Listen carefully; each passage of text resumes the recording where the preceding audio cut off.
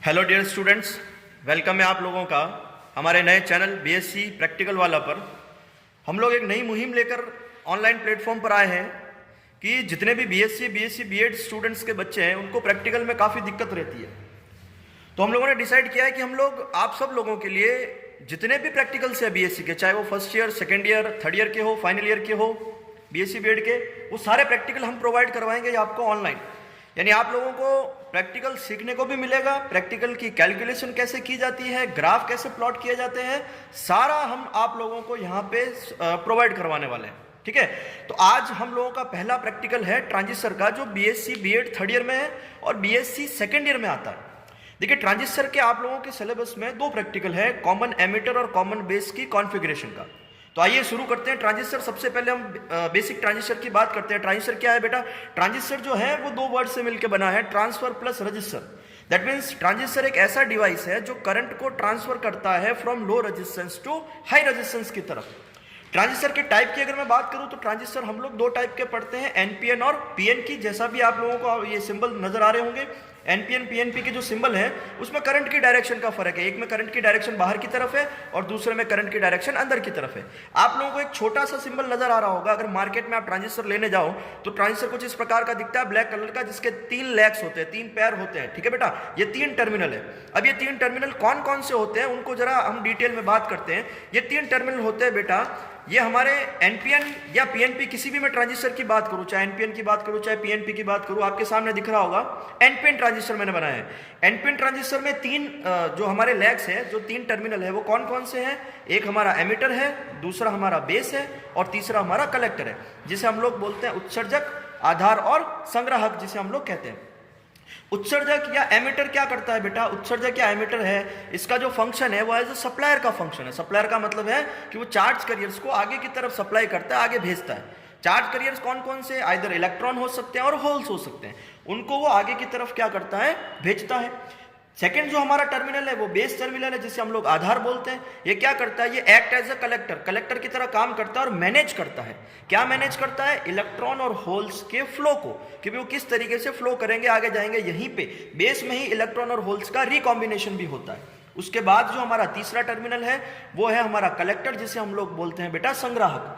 संग्राहक क्या करता है? संग्राहक नाम से पता चलता है सर, इलेक्ट्रॉन और होल्स यानी कि जो चार्ज कैरियर्स है उनको क्या करेगा? संग्रहित करेगा, कलेक्ट करेगा। ठीक है बेटा, यानी ये गैदर्ड, यहाँ पे इलेक्ट्रॉन और होल्स गैदर होते हैं और इलेक्ट्रॉन और जो चार्ज कैरियर्स है, इलेक्ट्रॉन और होल्स, उनको ये क्या करता है बेटा?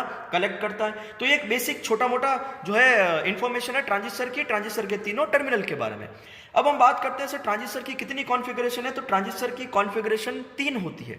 अगर हम थ्योरेटिकल पढ़े ट्रांजिस्टर को तो ये तीनों कॉन्फ़िगरेशन हमारे सिलेबस में है, लेकिन जब हम प्रैक्टिकल की बात करते हैं तो आपके प्रैक्टिकल में दो कॉन्फ़िगरेशन है, कॉमन एमिटर की और कॉमन बेस की। यानी कॉन्फ़िगरेशन कौन कौन सी? सीई, सीबी और सीसी, जिन्हें हम क्या बोलते हैं? कॉमन एमिटर, कॉमन बेस और कॉमन कलेक्टर, यानी कि उभयनिष्ठ उत्सर्जक, उभयनिष्ठ आधार और उभयनिष्ठ हो गया हमारा संग्राहक। तो हम सबसे पहली जो कॉन्फ़िगरेशन है वो है हमारी कॉमन एमिटर कॉन्फ़िगरेशन। हम कॉमन एमिटर कॉन्फ़िगरेशन की बात करते हैं, किस प्रकार से इसका सर्किट डायग्राम है और कैसे हम इसके प्रैक्टिकल को परफॉर्म करते हैं। आइए हम लोग बात करते हैं कॉमन एमिटर की। देखिए बेटा, ये कॉमन एमिटर कॉन्फ़िगरेशन है और कॉमन एमिटर कॉन्फ़िगरेशन में जो ऊपर वाला सर्किट आप लोगों को नजर आ रहा होगा, ये जो सर्किट है वो पीएनपी ट्रांजिस्टर के लिए मैंने यहाँ पे ड्रॉ किया है। हम लोग एनपीएन के लिए भी बना सकते हैं। ठीक है, एनपीएन के लिए बनाए, पीएनपी के लिए बनाए, दोनों एक ही बात है। सर्किट थोड़ा सा चेंज हो जाएगा, यानी बैटरी चेंज हो जाएगी, करंट की डायरेक्शन चेंज हो जाएगी, बाकी हमारी जो कैलकुलेशन होगी, जो ग्राफ प्लॉट होंगे, उनमें कोई ज्यादा फर्क नहीं आएगा, सेम रहेगा। देखिए, अगर मैं बात करूं बेटा पीएनपी ट्रांजिस्टर की, तो ये पीएनपी ट्रांजिस्टर का सर्किट डायग्राम कुछ इस तरीके से आपके सामने है। यानी हमें अगर प्रैक्टिकल करना है तो सर्किट डायग्राम हमें याद होना चाहिए, सर्किट डायग्राम हमें पता होना चाहिए। बिना सर्किट डायग्राम के हम क्या नहीं कर सकते? प्रैक्टिकल परफॉर्म नहीं कर पाएंगे। तो ये हमारा सर्किट डायग्राम है, इसमें बैटरीज लगी हुई है, वोल्ट मीटर है, अमीटर है। एक अमीटर आपका माइक्रो अमीटर है, दूसरा मिली अमीटर है और इनके नाम भी है बेटा। देखो, एक वोल्ट मीटर का नाम है VBE, एक का नाम है VCE, एक हमारी करंट है जो अमीटर लगा हुआ है मिली एम्पियर, वो है IC, और एक माइक्रो एम्पियर का है IB। ये नामकरण कैसे डिसाइड करते हैं? वो कॉन्फ़िगरेशन से डिसाइड करते हैं बेटा। अभी हम लोग बात कर रहे हैं कॉमन एमिटर की। तो कॉमन एमिटर में ये इधर वाला इनपुट, इधर वाला कौन सा हो गया, आउटपुट सर्किट हो गया।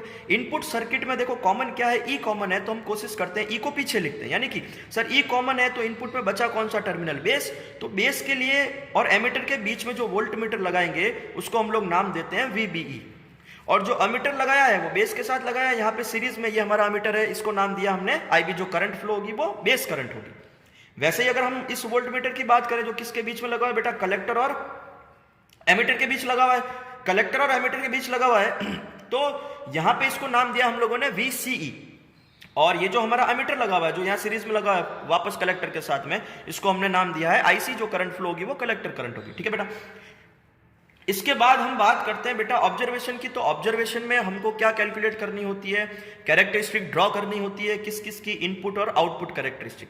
अगर मैं बात करूं बेटा इनपुट कैरेक्टरिस्टिक, जैसा कि आप लोगों को दिख रहा होगा इस टेबल में, इनपुट कैरेक्टरिस्टिक जो है वो किसके लिए है बेटा, वो VBE और IB के। ये रहा हमारा वोल्टमीटर और ये अमीटर, इन दोनों के बीच में हम लोग कैरेक्टरिस्टिक ड्रॉ करते हैं। और ये कब ड्रॉ करते हैं, जब हमारा आउटपुट वोल्टेज क्या रहे, कांस्टेंट रहे। मैंने यहाँ पे आउटपुट वोल्टेज 2 वोल्ट लिया है कांस्टेंट, और सेकंड टेबल में 4 वोल्ट कांस्टेंट लिया है। आप लोग अपनी मर्जी से 0 वोल्ट 5 वोल्ट दे सकते हो, 5 वोल्ट 10 वोल्ट दे सकते हो, आपकी जो सुटेबल लगे आप लोगों को उसके अकॉर्डिंग आप वोल्टेज कांस्टेंट रख के रीडिंग ले सकते हैं, कोई दिक्कत नहीं है।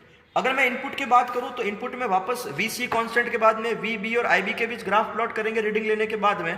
और मैं अगर आउटपुट कैरेक्टरिस्टिक की बात करूं बेटा, तो आउटपुट कैरेक्टरिस्टिक जो होगा जो हमारे आउटपुट सर्किट में, और आउटपुट सर्किट में कौन कौन से थे बेटा, एक वोल्ट मीटर और अमीटर। वोल्ट मीटर कौन सा था, VCE, और अमीटर यानी कि जो कलेक्टर करंट थी IC।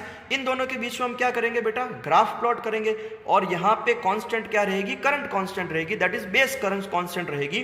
कहाँ कहाँ पे, मैंने यहाँ पे लिखी है बेटा 50 माइक्रो एम्पेयर और 100 माइक्रो एम्पेयर। आप लोगों के ऊपर डिपेंड करता है, आप लोग अपने हिसाब से अलग अलग वैल्यू ऑफ करंट के लिए, बेस करंट के लिए आप लोग वोल्टेज और आउटपुट वोल्टेज और करंट के लिए आप लोग क्या कर सकते हो बेटा, ग्राफ प्लॉट कर सकते हो।